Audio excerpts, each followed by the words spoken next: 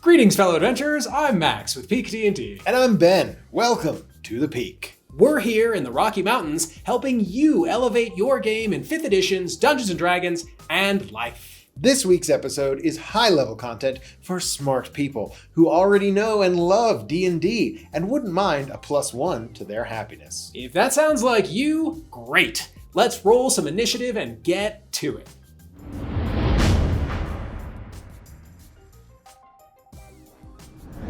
Now, given that this is a D&D channel, I'm guessing that we're all aware of what a myth is. We all know about Hera and Hades, Horus and Set, Loki, Coyote, Ishu, and scores of others from cultures around the world. And if you're anything like me and Max, these stories of gods, goddesses, heroes, and humans might be what paved the way toward you loving D&D in the first place. Now, what if I told you there was an older definition of the word myth? One that wasn't so much about the specifics of the stories, but the types of stories. According to Alan Watts, this older definition of myth doesn't mean something is untrue, but it means an image in terms of which people make sense of life and of the world. You can see this more archaic definition of myth in the way we use the word today. The myth of Athena and Arachne is a story explaining the how and why of spiders and webs. Going back to Watts's definition, there are two main myths that we use: the universe as an artifact and the universe as a drama. Now, when talking... Are we still rolling, or...? Yes. Oh, all right.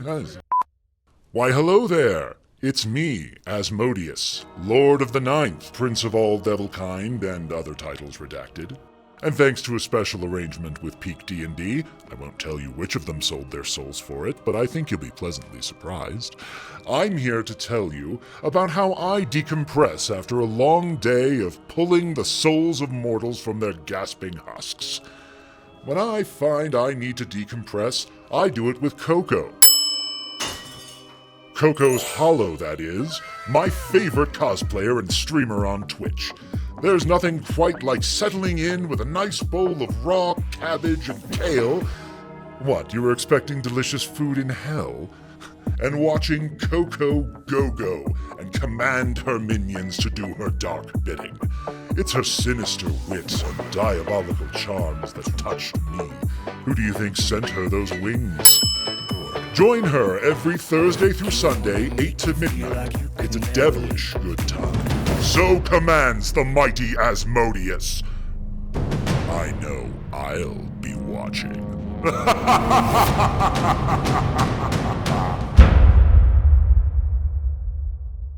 The universe as an artifact is a mechanistic view. It says that the universe is an object, that it's made of pieces, that it can be taken apart, understood, and put back together. Watts points to this myth as the one that gave rise to the monotheistic religions. After all, if the universe is a machine, an artifact, a thing, then assuming that someone or something made that thing is a logical leap. It's the same myth, I would argue, that also gave rise to science. Science is our attempt to understand the laws, rules, tools, pieces, and parts of the artifact in attempts to control and influence it. The watchmaker analogy is one that both Sir Isaac Newton and Rene Descartes liked. It points to the meticulous precision of nature and its ordering as evidence of some sort of intelligent design. There you go. So on one hand, we have this idea that the universe is an object, a machine, a watch. And on the other, all the world's a stage, all the men and women merely players. They have their exits and their entrances, and one man in his time plays many parts. Exactly. The universe is a grand cosmic drama, a story being acted out in real time where we, you, and I, and Ben are the players. This interpretation of reality and experience lines up more with your polytheistic religions. Chances are, if there's a pantheon full of gods and goddesses acting a fool, then you're in a cosmic drama myth. The way the word myth is used today is usually in the cosmic drama sort of way. They're stories involving gods and goddesses and humans interacting. Okay, so now we've got an older definition of myth that, broadly speaking, is myths are conceptual structures, frameworks of ideas, concepts, and language that are used to make sense of the world and our experience in it. Think glasses.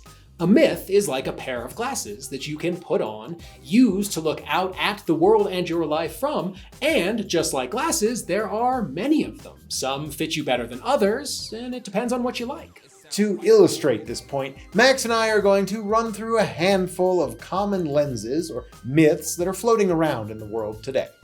We're filming in the good old US of A, so how about we start with those business glasses and the myth of capitalism? Sure, seeing life as a set of profits and losses, thinking in terms of opportunity costs, the bottom line, and using cost-benefits analysis to make decisions. These are all tools of the capitalist myth.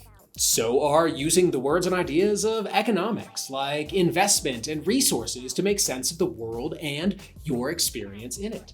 For example, Ben and Tony and Nick and I are heavily invested in Peak D&D. We are hoping it pays off. Now, let's take off our business glasses and put on a different pair. How about science? Ooh, I love my spectacles of science. They are some of my favorite. When I put them on, I see a world of atoms and protons, neutrons and quarks. Well, I mean, I don't actually see them because they're so teensy, but they're there. And I think of forces, mass, chemical reactions, and elements. I feel a breeze and I think, those are particles searching for balance and harmonizing and equalizing pressure. I hear thunder, I see lightning, and I think ionizing molecules. To experiment in life, have a hypothesis, isolate a variable, and test a theory in order to learn and possibly get closer to discovering what makes the clock tick. These are all tools and language of the myth of science. Say I take my spectacles of science off and decide instead to flaunt my frames of faith.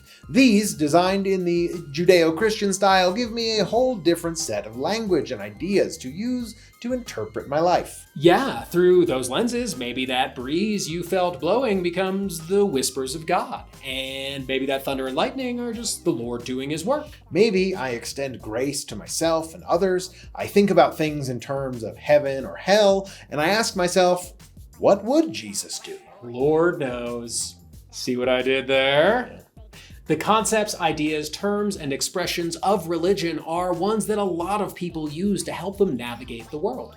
I mean, sometimes Buddha's my co-pilot. Yeah, that's pretty cool. I mean, Chewbacca is mine, but... Yes, Ben, yes! Star Wars is a great example.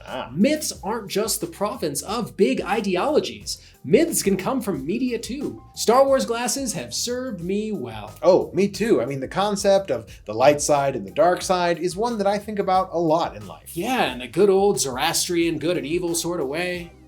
Yeah, but like Star Wars. Because more in the terms of effects and paths, I guess is what I mean. Like, did you ever play that game, Knights of the Old Republic? Yeah. Okay, so you know how when you go to your character screen, there's this light and dark side bar where you are on it, affects the way you look. Yeah.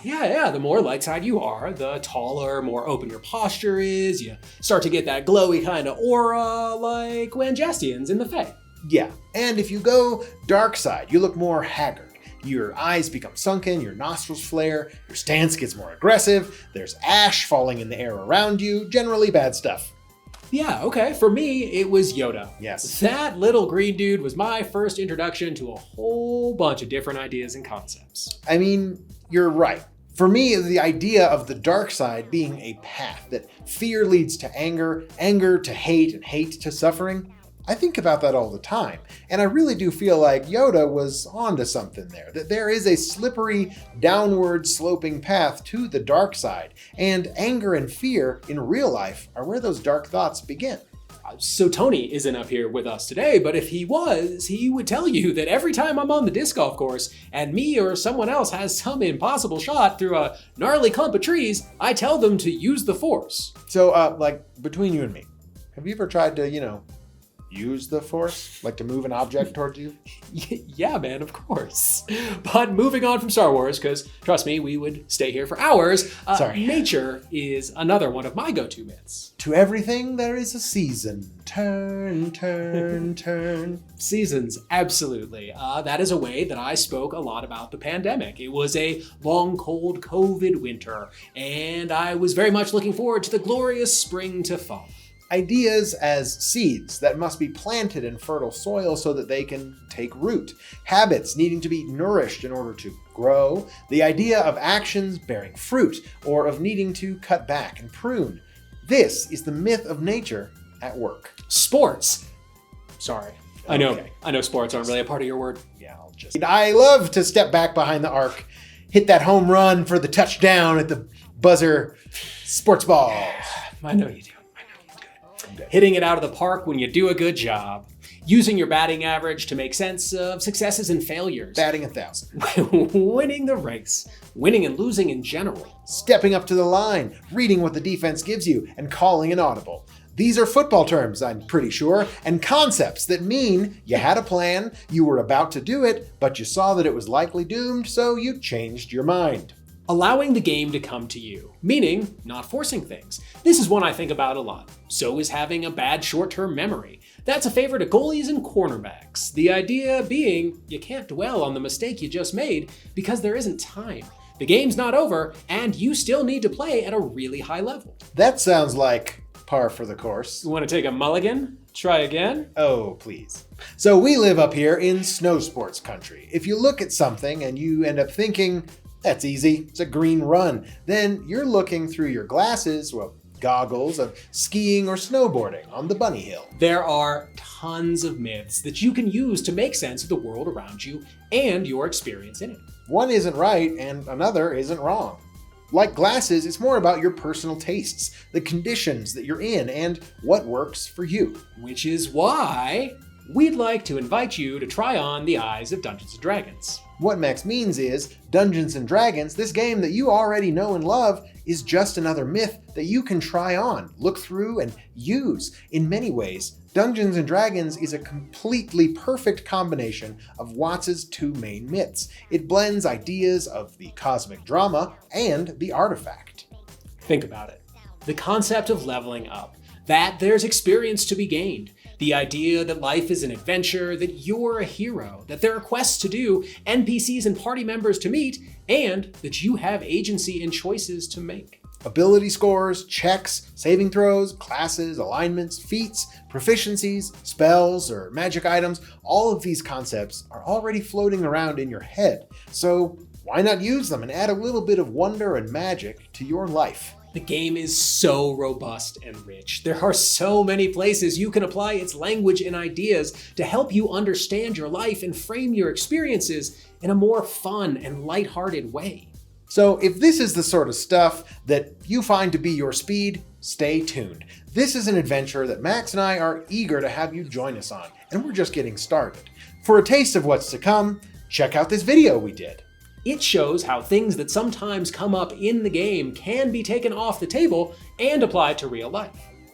Okay, I think that's enough for now. I feel as though we have planted the seed. You mean we cast suggestion? Used a Jedi mind trick. Started preaching the gospel. Gave our elevator pitch. Put forth our hypothesis. Guess we'll see. Thanks for sticking around and hanging out with us today. Hopefully, we piqued your interests. Maybe gave you something to think about to help you elevate your game. Now, let us know in the comments below if this idea of using the myth of D&D to improve your life is something that you're into. If there's a topic you'd like to hear us talk about, cast send it. Throw it in the discussion or use the email in the description below.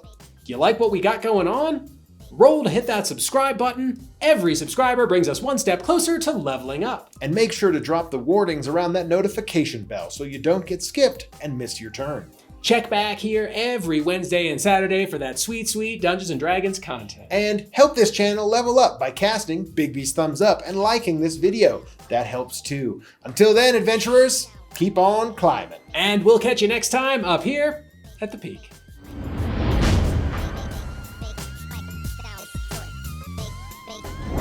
Sound right, boy. Oh man, I had like the worst itch on my face for like the last Ha ha ha! 5 minutes of that. My plan is coming to fruition. It's a devious plan it is, sir. There's the thumbnail. Friends! Ah! I love it. Do it! Do it! Ah! Tony's here too.